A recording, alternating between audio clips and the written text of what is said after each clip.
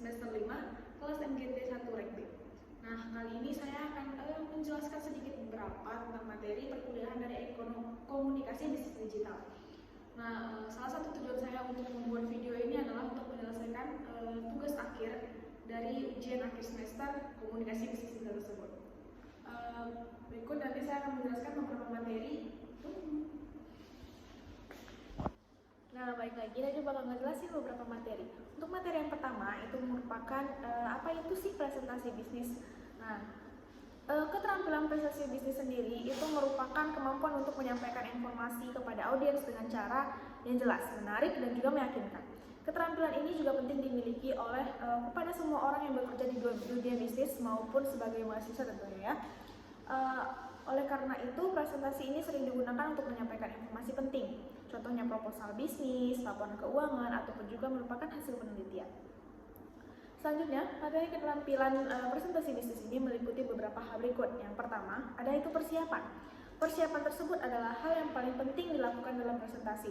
Karena sebelum melakukan presentasi, kita juga perlu menyiapkan materi maupun mental, bahan pendukung, dan juga serta latihan. Kedua, yaitu komunikasi. Komunikasi sendiri itu merupakan kunci keberhasilan presentasi, dan kita juga perlu berkomunikasi dengan jelas serta efektif kepada para audiens. Yang ketiga, ada visualisasi. Nah, untuk visualisasi sendiri ini dapat membantu Anda untuk menyampaikan informasi dengan lebih jelas dan juga menarik. Anda juga dapat menggunakan slide presentasi, video, ataupun gambar untuk membantu menyampaikan informasi. Yang terakhir itu adalah interaksi. Nah, interaksi sendiri dengan audiens itu juga bisa membantu Anda untuk melibatkan dan juga membuat presentasi Anda menjadi lebih menarik. Nah, Anda juga dapat mengajukan pertanyaan kepada audiens atau meminta audiens untuk memberikan umpan balik kepada Anda. Nah, berikut merupakan beberapa tips untuk meningkatkan keterampilan presentasi. Yang pertama itu adalah lakukan latihan secara rutin. Nah, latihan ini juga merupakan cara terbaik untuk meningkatkan keterampilan presentasi. Semakin sering berlatih, semakin percaya diri untuk menampilkan presentasi tersebut. Yang kedua, ada kelola waktu dengan baik. Nah, waktu itu merupakan hal yang penting dalam presentasi. Kita juga perlu mengelola waktu dengan baik agar dapat menyampaikan informasi yang penting dalam waktu yang juga terbatas. Yang ketiga, merupakan gunakan bahasa yang jelas dan sederhana. Nah, gunakan bahasa ini agar audiens tadi dapat memahami informasi apa yang akan kita sampaikan. Selanjutnya, menunjukkan emosi yang sesuai. Menunjukkan emosi yang sesuai agar audiens tadi dapat tertarik dengan presentasi kita ya. Selanjutnya, kesimpulan dari presentasi bisnis ini adalah keterampilan yang penting untuk dimiliki bagi semua orang yang bekerja di dunia bisnis. Presentasi bisnis juga menerapkan tips-tips di atas dapat meningkatkan keterampilan presentasi dan juga membuat presentasi Anda lebih efektif dan menarik. Oke, selanjutnya saya bakal kasih tahu materi mengenai komunikasi interpersonal. Nah, komunikasi interpersonal sendiri merupakan komunikasi yang terjadi antara dua orang atau lebih. Komunikasi interpersonal juga dapat terjadi secara tatap muka, telepon, ataupun melalui media elektronik. Komunikasi interpersonal penting untuk membangun hubungan yang baik dengan orang lain. Nah, yang kedua itu ada komunikasi kelompok. Komunikasi kelompok terjadi antara 3 orang ataupun lebih. Komunikasi ini memiliki konteks di tempat kerja, sekolah, di lingkungan masyarakat, dan lain-lain. Komunikasi kelompok juga penting untuk mencapai tujuan bersama. Materi komunikasi interpersonal dan kelompok meliputi beberapa hal berikut. Yang pertama, komponen komunikasi. Komponen komunikasi ini meliputi pengirim, penerima, pesan, saluran, dan juga feedback. Nah, yang kedua itu ada jenis komunikasi. Jenis komunikasi itu terdiri dari atas 3 ya teman-teman ya. Yang pertama ada komunikasi verbal, komunikasi nonverbal, dan komunikasi inverbal. Yang terakhir ada hakikat komunikasi. Hakikat komunikasi ini meliputi sebagai proses komunikasi dengan interaksi dan komunikasi dengan interaksi, yaitu dia biasanya ada usaha penyampaian pesan dan penyampaian pesannya dan juga feedback antar manusianya. Selanjutnya ada tips untuk meningkatkan keterampilan komunikasi interpersonal dan kelompok. Nah, yang pertama adalah berlatih secara rutin. Berlatih ini untuk meningkatkan keterampilan komunikasi tentunya. Yang kedua merupakan yaitu kamu harus membaca buku dan juga artikel tentang komunikasi. Membaca buku dan artikel tentang komunikasi juga dapat membantu kamu untuk memahami teori dan praktik komunikasi dengan baik. Selanjutnya, mengikuti kursus atau pelatihan komunikasi. Ikuti kursus atau pelatihan komunikasi untuk mendapatkan bimbingan dari orang-orang profesional. Nah, komunikasi interpersonal dan kelompok ini keterampilan yang penting dimiliki bagi semua orang ya. Dengan mempelajari komunikasi interpersonal dan juga kelompok, itu kita dapat menerapkan tips-tips yang ada di atas, yang udah Naja sebutin tadi teman-teman ya. Anda dapat meningkatkan juga keterampilan komunikasi menjadi komunikator yang lebih efektif. Selanjutnya, Naja bakal bahas tentang negosiasi bisnis. Nah, negosiasi bisnis ini sendiri merupakan proses komunikasi antara dua pihak atau lebih untuk mencapai kesepakatan yang saling menguntungkan. Nah, negosiasi bisnis ini sering terjadi dalam dunia bisnis seperti dalam proses penjualan, pembelian, kerjasama. Nah, materi negosiasi bisnis ini juga meliputi beberapa hal ya. Yang pertama itu ada pengertian negosiasi. Negosiasi sendiri dalam arti sempit itu adalah tujuan, prinsip, dan juga beberapa tahapan negosiasi. Yang kedua, jenis-jenis itu negosiasi. Negosiasi itu terdiri atas 3. Yang pertama, negosiasi kompetitif, negosiasi kooperatif, dan juga negosiasi integratif. Nah, selanjutnya ada strategi negosiasi. Strategi negosiasi itu meliputi tawar-menawar, kompromi, dan juga kerjasama.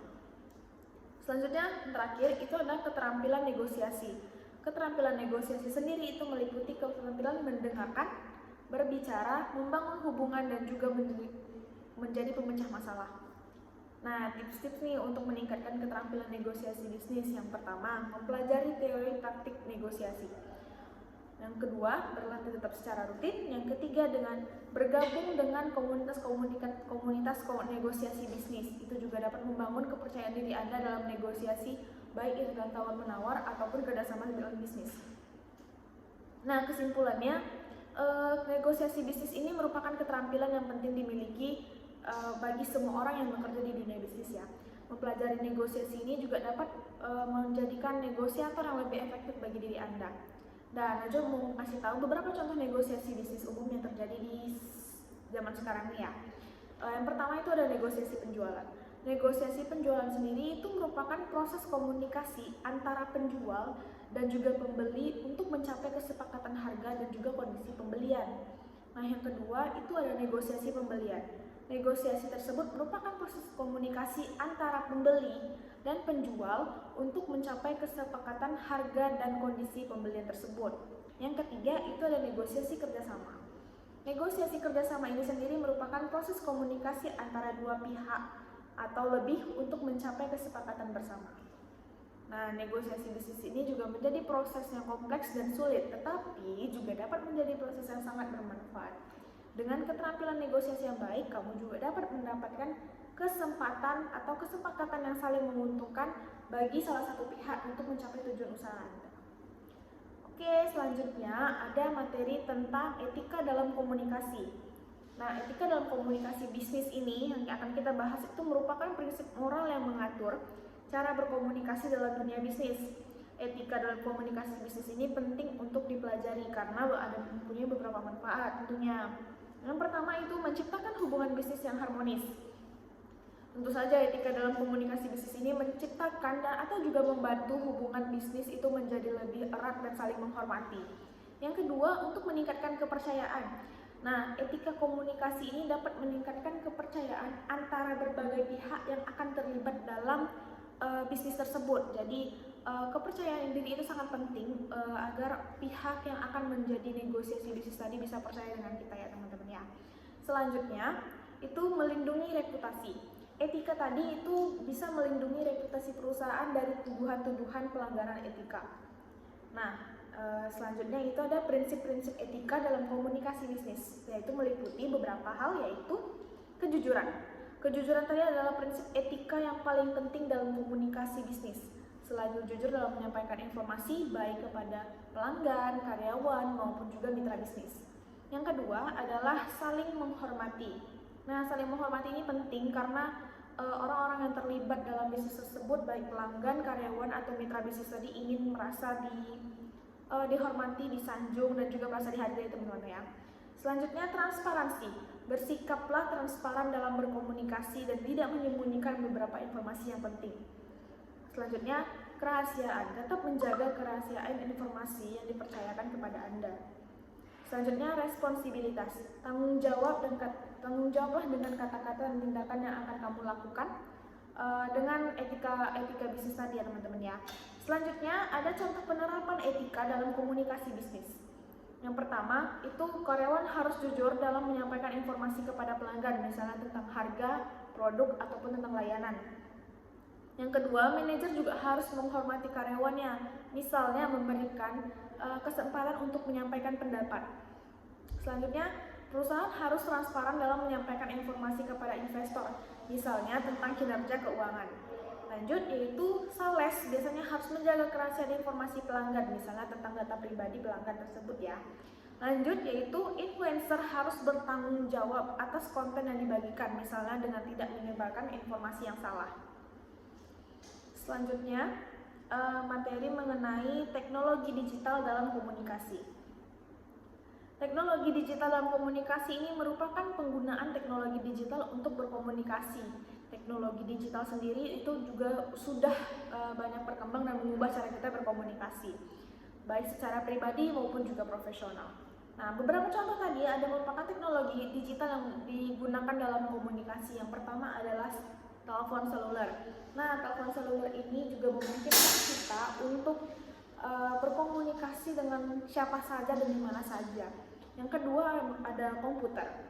Nah, komputer tadi memungkinkan kita untuk berkomunikasi melalui email, media sosial, maupun konferensi video.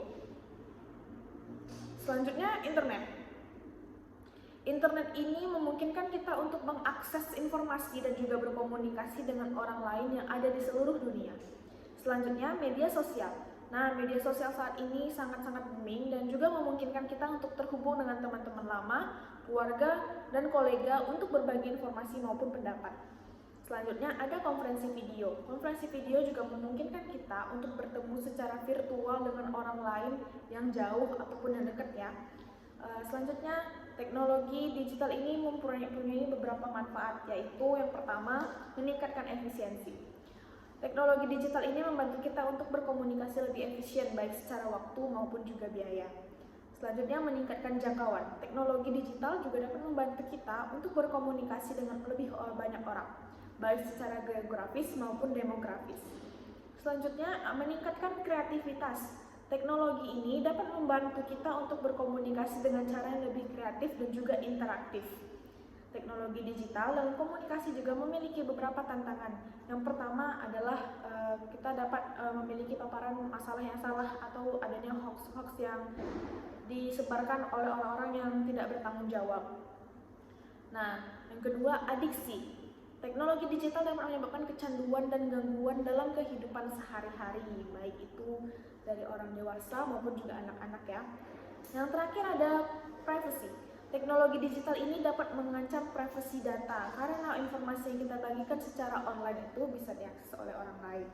Nah, untuk memanfaatkan teknologi digital dalam komunikasi secara efektif penting untuk menyadari manfaat dan juga tantangannya. Dengan menggunakan teknologi dan digital ini kita belajar bertanggung jawab dan juga meningkatkan komunikasi dan juga kolaborasi kita dengan orang lain.